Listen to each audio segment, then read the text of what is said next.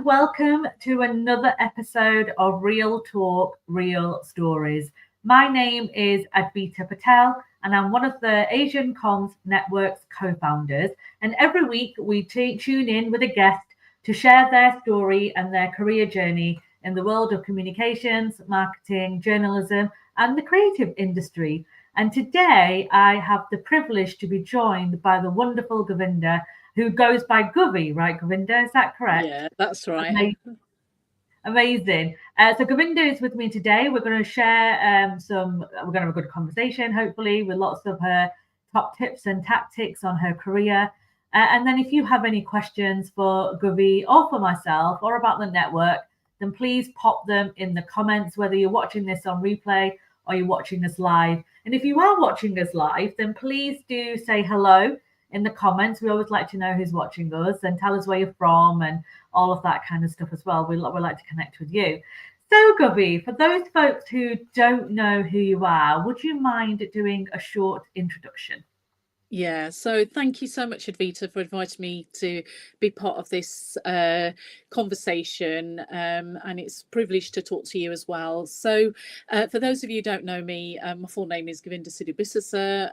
It's a hyphenated name, a married name, and I was most recently head of communications in the NHS for 3 years, and I was in the NHS for over 5 years, and I've had quite a varied career. I started off in journalism, then I moved into PR, moving into the charity sector, and then I went into the public sector communications, and I've been in the industry, gosh, for over 20 years. I feel really old saying that. Which just flies by, doesn't it? Like I forget, like I still think I'm like 21, which I am. 24 now. Absolutely. But you forget how old you are, because the world of work that we do is so quick and so fast that the years, months and the years just merge. And when people say, when did you get cracking and started in this career? And I say, 2004, 2005. I'm like, look, that was like 20 years ago. This feels like, because we're learning all the time. So brilliant. I started my career in the NHS, and I completely relate with you in some of the challenges I'm assuming that you would have had. So we'll talk about that in a bit. But talking about the 20-year career you've had in communications, what drew you to the profession? What was that kind of pull for you? So, I mean, it started in childhood. I'd always loved books. I'd always loved reading. I loved the written word. I loved the English language. I just loved sort of creativity, imagination. And when I was at school, English was one of my favourite subjects. So I always knew I wanted to do something with writing, with creativity, and then when it came to do my A-levels, my parents, I don't know if it's still a thing, but they typically wanted me to do law, and I was really drawn to English. I just really wanted to do it, and I also wanted to really be a journalist. I decided my job, that's what I wanted to do, and that's how I ended up to sort of doing journalism. I mean, when I finished university, I did a year or so just doing odd jobs, just to kind of pay off a student loan and what have you. And then when I saw an opportunity to do a postgrad, I applied, not thinking I would get it. And I was so chuffed, so over the moon when I got in. And that's where my career started. Just from that love for writing, using creativity, using my imagination, and just being able to write or tell people stories. I think that's what I love the most about my job. I love that. I love how you persisted as well by saying, I want to kind of study this. This is really important to me. And you're right, I don't know what it's like. I think it's a little bit different now. I would assume talking to my friends who've got children, 15, 16-year-olds who are kind of making their decision. They're definitely more open with suggestions on, what they may do in their career. And that's what I wanted to kind of share. If I go back to my career, I did IT. So my parents understood that. It was like computing. So they got it. Yeah. But with your parents, with the kind of English and journalism, and one of the other questions I want to ask you is that, you knew from quite a young age that you wanted to be a journalist. So was there who was your inspiration? Where did you get that from? There weren't many people like us in journalism in those days. you know, I hadn't even heard of like PR and internal comms when I was choosing my A levels. So what was there anybody that inspired you or pushed you to kind of think in that way, or was it just this internal thought you knew you wanted to do? To be honest, it was an internal thought. It was something I always wanted to do. It was just something I knew because, like I said, I loved reading. I loved reading fiction books. I used to devour them. We used to go to the library every single week, and my sisters and I, we used to just take out so many books. So I always thought I need to do something with the written word, and journalism seemed like the next most obvious choice. It didn't quite pan out in the way I hoped. I was hoping I would be a writer for The Guardian. I didn't end up going into print journalism at all. I went into broadcast. But you go where the opportunity turns up at the time. But it was something always inside of me. And like you say, there weren't that many journalists that I knew of that were of a BAME background, never mind an Asian background, but the ones I did happen to hear about, I was just like, wow, how did you get there? What did you do? All of those kind of questions that came to mind when I looked at them and thought, inspiring. Was there anyone in specifically that stood out to you in those days, like you thought, oh, she or they or he are great? Well, when it came to print, there wasn't really anybody who stood out, like that. So there were more sort of journalists from the mainstream, in the mainstream industry. So, one of the earliest sort of names I can think of were people like Kate Adie, going around. I know there's a whole story and a narrative, but at the time that was like, wow, but then when I got into broadcast journalism and I did a bit of work with BBC Asian Network, I can't remember her surname, but there was a presenter called Sonia who really inspired me. And I've also worked at BBC Asian Network with the likes of Anita Rani. I happened to bump into her, and I've forgotten his name now. The gentleman who this is terrible. I've got a bad memory. I'm the same. Yeah, I know. It's the names just go past. I know who you mean. There was kind of group of people for me, like Anita Rani, she's incredible, and she's definitely somebody who I saw and appreciated when I was younger. We're a similar age.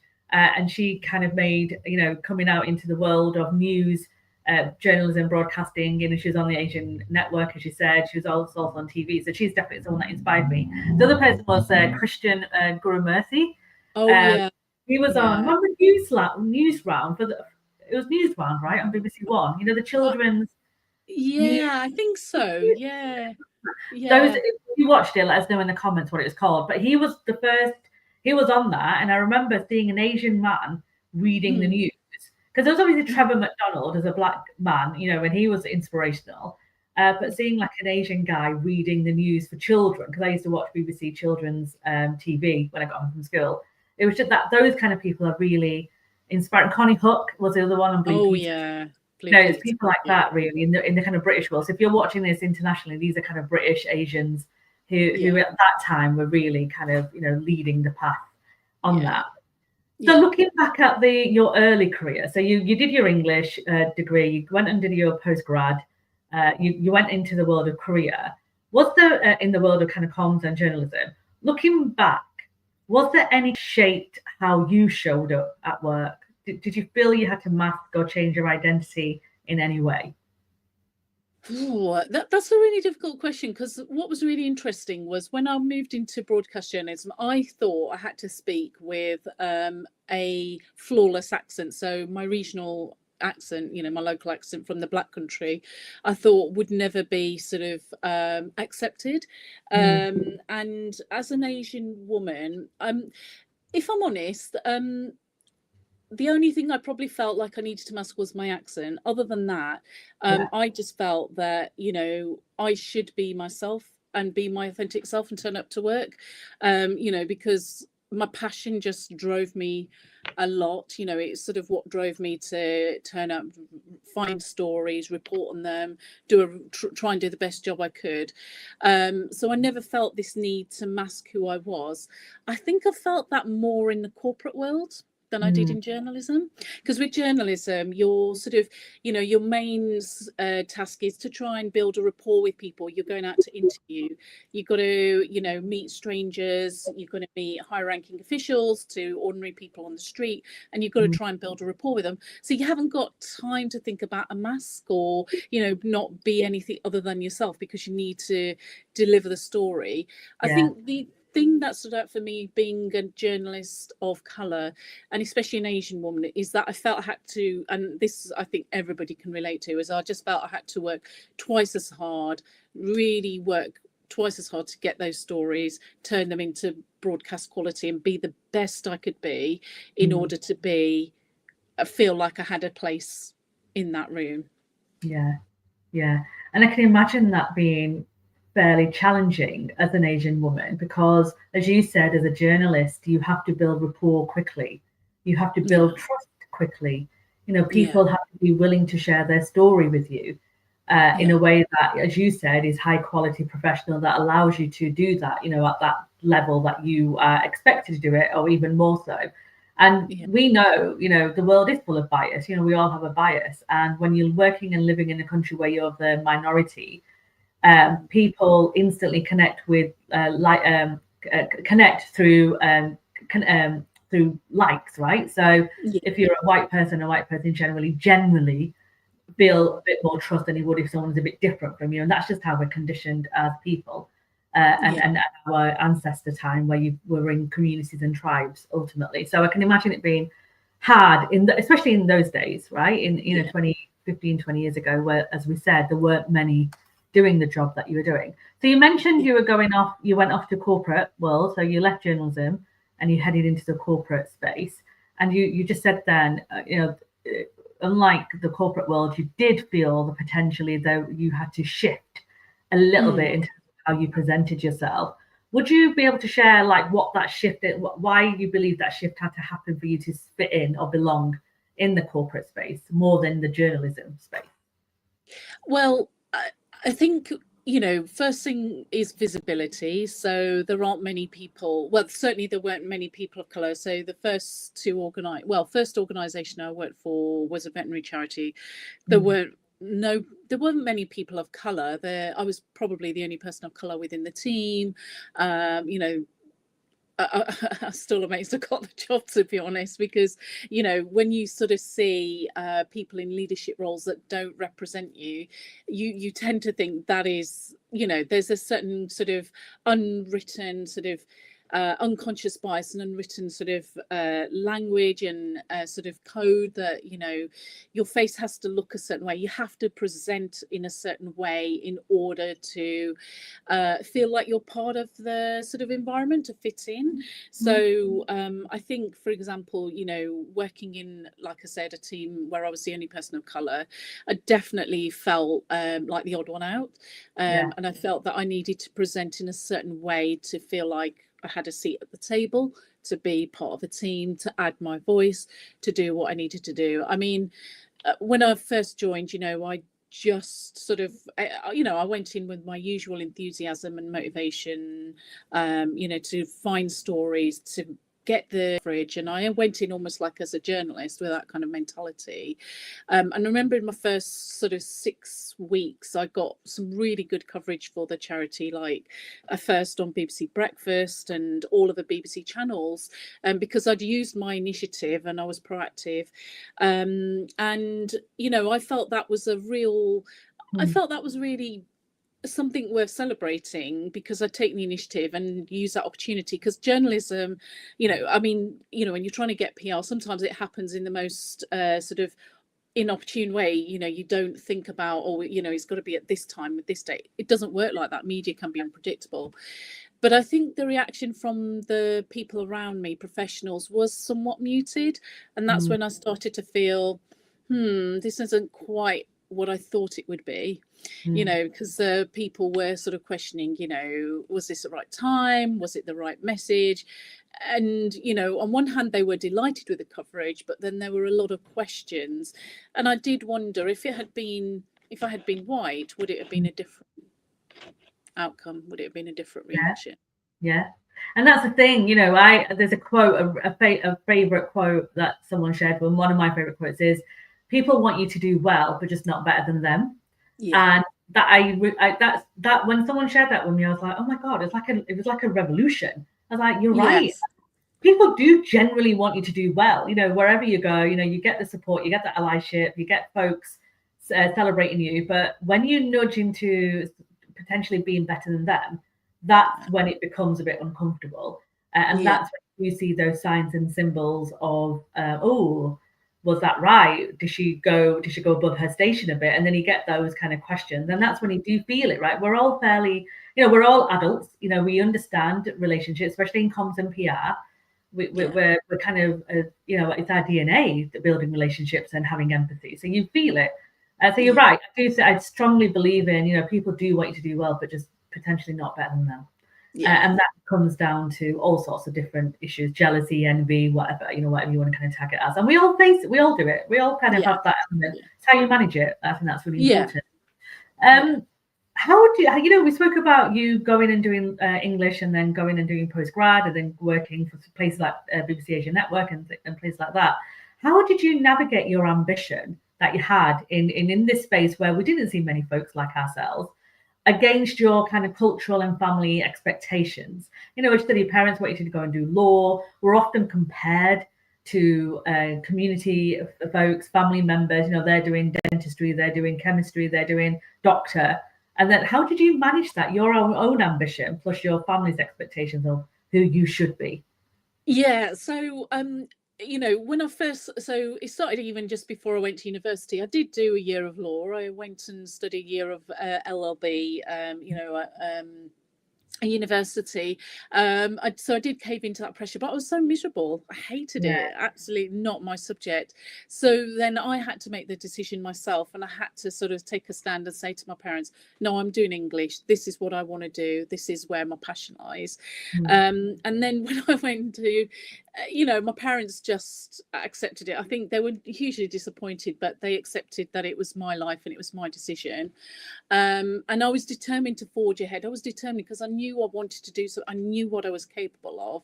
And I remember when it came to the idea of doing journalism, and my mother-in-law, I was smiling when you said, my mum said to me, you know, when you get married, is your mother-in-law going to let you travel up and down the country to report on stories? And I was like, well, you know, and I used to kind of give a bit of a flippant, cheeky answer. I used to think, well, if she doesn't, then I'm not, you know, I'm not going to get married. You know, it's going to be a condition before I get married.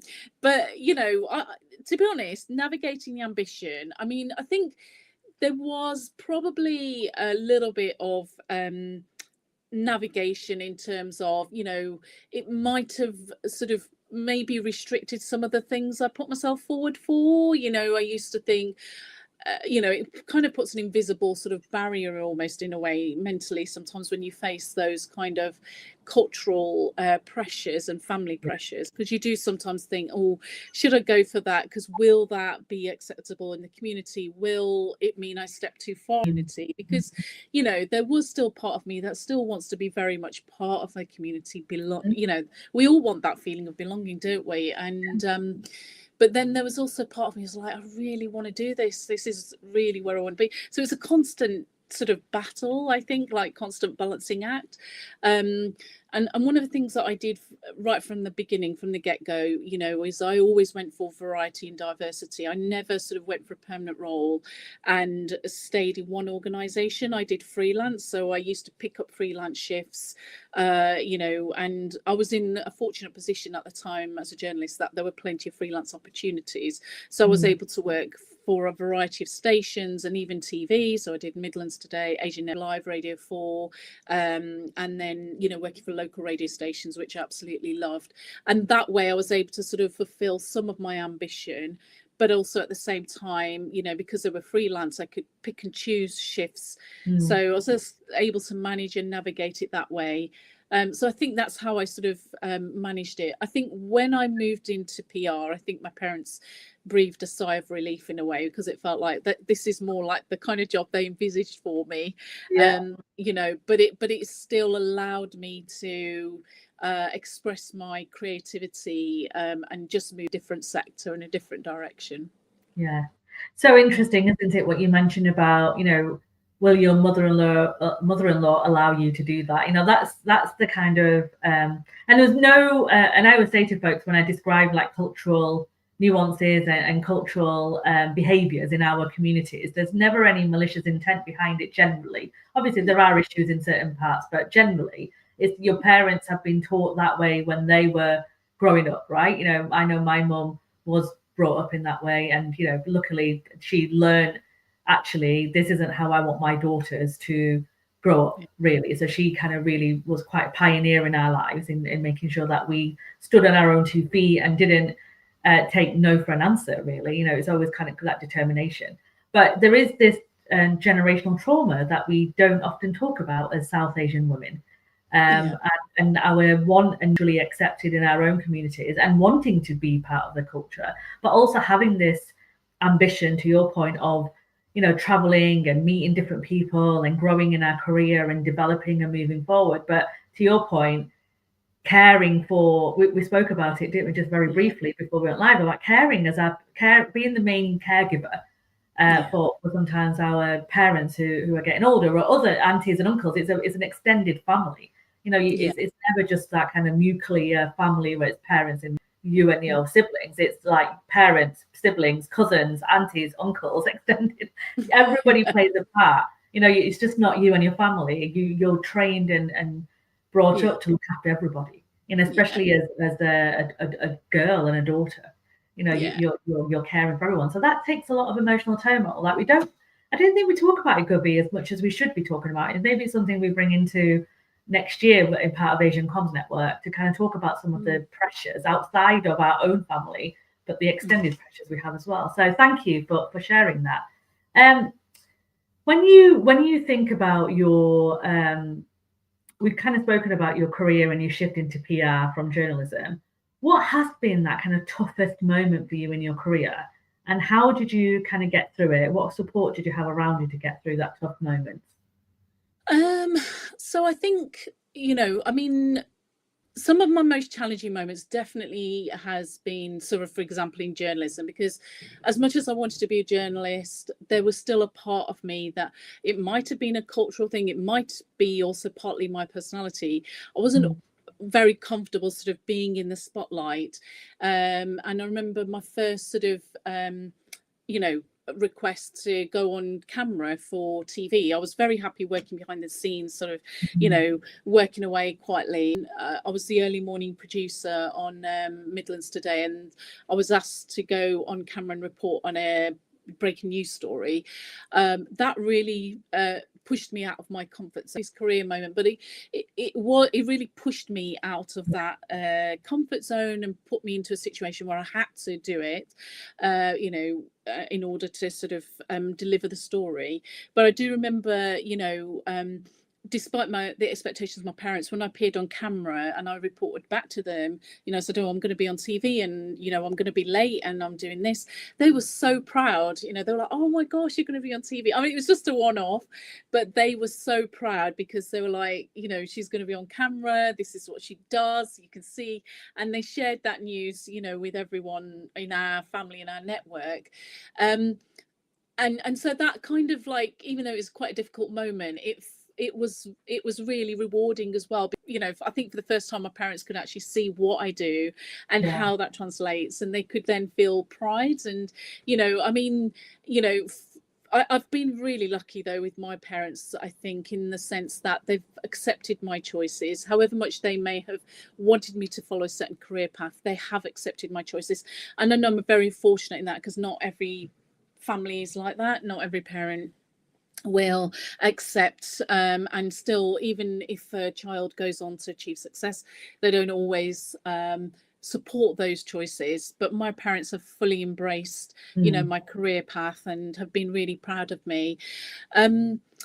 But yeah, so that was one tough career moment. I think another tough career moment is in roles when I've talked about being in teams where certainly in my line of work, and the charities and organizations I worked for, I would often be the sole person of color, and you really notice the sort of unconscious bias. So there's been kind of a few tough career moments, you know, where you realize no matter what I do, no matter how hard I work, unless my face fits, I may not get the opportunities that my co-workers will.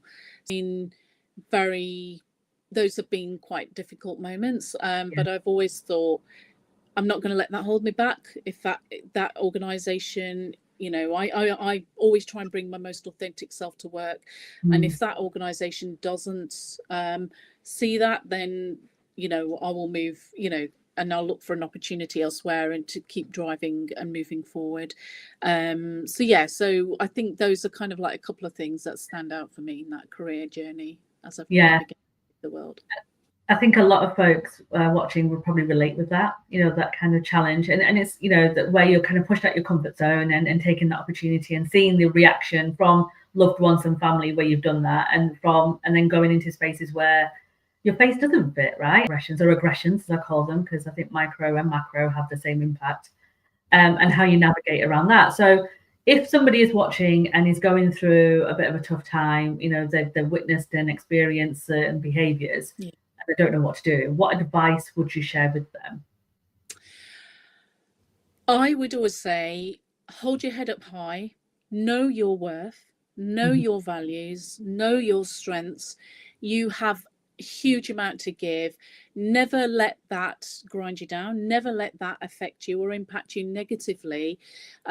Acknowledge it, because I think that's something that sometimes we do struggle, I think, as a community. Acknowledge it, acknowledge the impact, but don't let it hold you back. You should always go and turn up to work and be your most authentic self. You can never be anybody other than yourself. And you know, and an organization and people will appreciate if you are in a situation like that.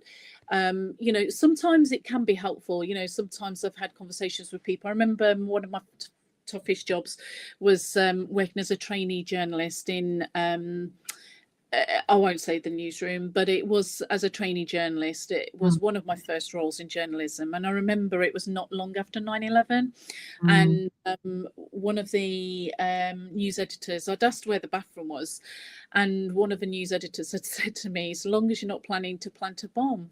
I was like, oh, I was just like, really? I was so shocked. I couldn't quite assimilate. You know, I couldn't quite acknowledge that he had said that to me.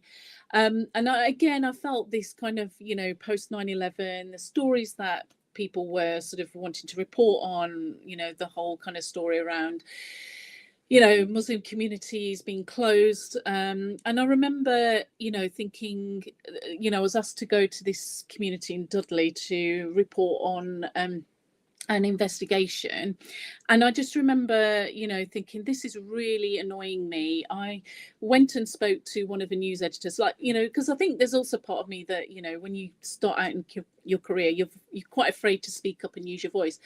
But I felt like if I don't speak up, because it's really bugging me, I'm not going to be happy with myself. So I actually went and spoke to the news editor and said, why are we following this story? This is stereotypical. Why are we doing this?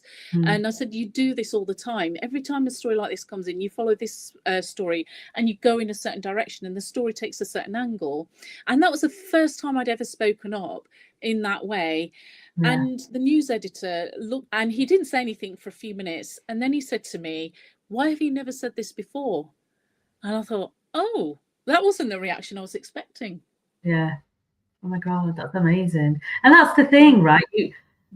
This is the reason why we created the Asian Comms Network. You know, that the fact that sometimes you know what you want to say, but you're not sure how to say it or when you should say it, or if it's the right thing to say, or are you going to, you know, cause a ruffle or distraction. So coming into the network was an opportunity for people, South and East Asian folks who work in these fields, see in the WhatsApp chat that we have, you know, is this right? What do you think about this? It just allows you to explore that idea. So you can, you know, hopefully feel encouraged and confident to go and speak to your leader, your editors, you know, whoever, and say, to your point, why are we doing this? Like, you know, this is the purpose of this, and not having to hold yourself back. Because to your point, you were pushed to a certain extent before you could speak up about it. And that mental turmoil it would have taken on you to get to that point, and embracing yourself for a negative reaction. And having been quite surprised at the positive reaction you received, I think it says quite a lot around the perception we often face, right, in the workplace when we do speak up, or what we think people may think about speaking up. So brilliant advice, and hopefully folks who are listening will take that with them and remember that actually, I have a right to speak up if I feel that something isn't fair, or you're discriminating unfairly, or unconscious bias is playing a big part there to do in a way, to kind of bring that representation and that cognitive diversity that other people may spot. So brilliant. So what's next for you, Gurvi? What's your plans next? What are you up to? So I'm taking a little bit of a career break. We were talking earlier, as you said, before we came on the call, because of caring, I've had a couple of family members to sort of look after. So I'm taking a little bit of a career break, but I'm looking for my next opportunity. So I'm hoping, to sort of find something in the field of PR. What I'm really looking for is a kind of role that delivers impact and innovation.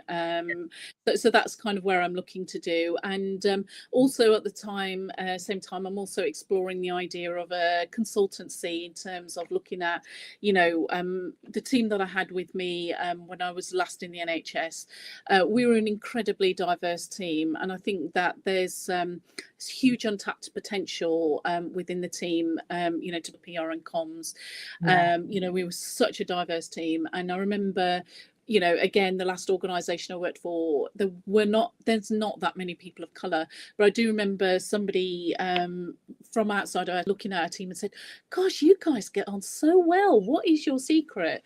And I just thought, we just get on, we just focus on what we need to do. There were, we had white people, we had Indian, we had Pakistani, we were just such a diverse team and just gelled. And I think that's something that I would like to take forward and explore, because I think actually until people know, because we know diversity is an issue in comms. We know that whether it's the private sector, the charity, or the public sector, it is an issue. But as some of the best businesses in the world know, when you have a diverse team, your productivity improves. It's are much better. You're just going to, hit all the markers, whereas those that don't move, they're going to, they are not going to be as successful as they would like to be. And so I think something about that is something I would really like to explore. Love that. Great. I love it. I think it's brilliant. And if anybody wants to connect with Gurvi, then LinkedIn, Gurvi, is that the best place for people to connect with you? Yeah, so please connect with her there. We'll obviously share her details in the comments as well. Thank you so much for this fantastic conversation. I've loved hearing your story and your journey. And it's a privilege to have you part of the Comms Network as well as one of our members. And I love learning from you and hearing from you as well. If you want to be part of the Asian Comms Network, then please do let us know through our comment. You can write us a comment, or you can send us a DM, or you can visit our website, asiancommsnetwork.com. There's lots of information on there on how you can become a Circle member, which is our paid membership, which works out to be around about £15 a month. Or you can join the broader community as well. We do have a broader community where you're invited to various events that we host in parts of the UK. We are going to expand our offering to other parts outside of London as well. So look out for that. Thank you so much again, Gurvi, and thank you for those of you who are watching us live and those who are watching us on replay. You have Shioni next week, who will be interviewing another wonderful ACM member, our final one for the year before we rejoin you in 2026. So make sure you join Shioni next Wednesday. We're back to our usual date and time, and enjoy that. And we'll all see you soon. Take care of yourselves. Thank you, Advita. Thank you, everyone.